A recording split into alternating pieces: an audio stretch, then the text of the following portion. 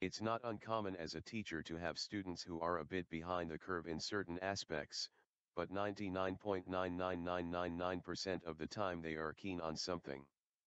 They might not understand how to identify a noun or what theme is, but they somehow know how to make a mean plate of nachos. You learn pretty quick to not judge fish for their tree climbing ability, yeah no? I thought this was the rule when I was teaching until I met Kevin. Kevin isn't his real name, but it doesn't matter because he can't spell it anyway. Kevin was a student of mine during my last year of teaching. He came to my classroom with very little to show for his academic past. He had moved a few times and thus was missing a lot of typical test scores that we use to try and ballpark their ability. Don't worry, it was a ballpark. We didn't make major decisions until we actually had a chance to talk and work with a student for a bit. I thought that's fine. I'll just do some one-on-one with Kevin and see what's up. One-on-one with Kevin was like conversing with someone who'd forgotten everything in a freak, if not impossible, amnesia incident. There was no evidence that he had learned anything past the second grade. And now he was in ninth grade. Flabbergasted, I figured we needed to get more serious with this. If he was going to be in my class, I needed to know why and how. I decided to meet with him, his guidance counselor, his parents, and another teacher to see what was really going on. This is where it all became clear. It was by some incredible fluke that his family hadn't been wiped off the face of the earth years ago. Odds are his entire heritage was based on blind luck and some type of sick divine intervention that saves his family every time a threat presents itself. Kevin was the genetic pinnacle of this null achievement. Even my instructional lead, a woman who could find a redeeming trait in a Balrog, failed to see any reason this kid or his family should be alive today. So here's a list of events that made it abundantly clear that God exists and he's laughing uncontrollably. Kevin frequently forgot when/where class was. On more than one occasion, I had to retrieve him from other classrooms. Kevin ate an entire 24-pack of crayons, puked, and then did it again the next day. This is ninth grade. I have no idea where he got crayons. Kevin's dad wrote tuition checks and mailed them to me. His English teacher. This was a public school. When I gave it back to Kevin, voided, to give to his dad with a brief note explaining that this is a public school, Kevin got in trouble for trying to spend it at 711 after school. Kevin was removed from the culinary arts program after leaving a cutting board on the gas stove and starting a fire. Twice.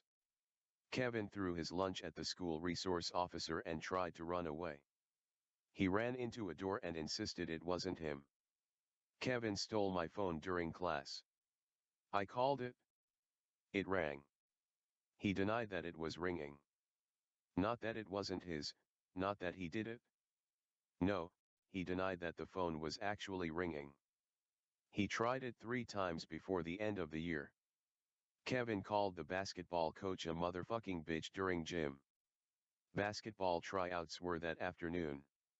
Kevin tried out. It didn't go well. Kevin's mom could never remember which school he went to. She missed several meetings because she drove to other schools, none of which he ever went to. Kevin tossed himself in the neck before a football game. Kevin kept a bottle of orange Kool-Aid in his backpack for about 4 months. He thought it would turn into alcohol. He drank it during homeroom and threw up. Kevin say the N-word a lot. Kevin was white. The high school was 84% black. Kevin got beat up a lot. Kevin stole another student's iPhone and tried to sell it back to them. Kevin didn't understand that his grade was dependent on tests, quizzes, homework, classwork, and participation. Kevin finished his first semester with a 3% average. He tried to bribe me with $11. Kevin spit on a girl and said you should get out of those wet clothes. The girl was the Spanish student teacher. Kevin didn't know dogs and cats were different animals. Kevin tried to download porn onto a computer in the library. At the circulation desk. While he was logged on, Kevin asked a girl to prom, he was in 9th grade and freshmen don't go to prom, by asking for her phone number and then texting her his address. Kevin got gum in his hair, constantly. Kevin regularly tried to cheat on assignments by knocking the pile over, grabbing one before I had picked them all up, and then writing its name on it wherever there was room. Kevin had several allergies, but neither his parents nor he could remember what they were. They were very concerned that the holiday party, it's high school, we don't have those, would have peanuts. When they finally got a doctor's note, he was allergic to amoxicillin. Kevin and his parents took a trip to Nassau. How the fuck did they even get airline tickets? And forgot all their luggage at home. I didn't believe him when he told me until I talked to him mom, who told me first thing when I saw her at the bi-weekly meeting. Kevin's grandfather apparently died in a chainsaw accident. I can only assume God was looking the other way that day.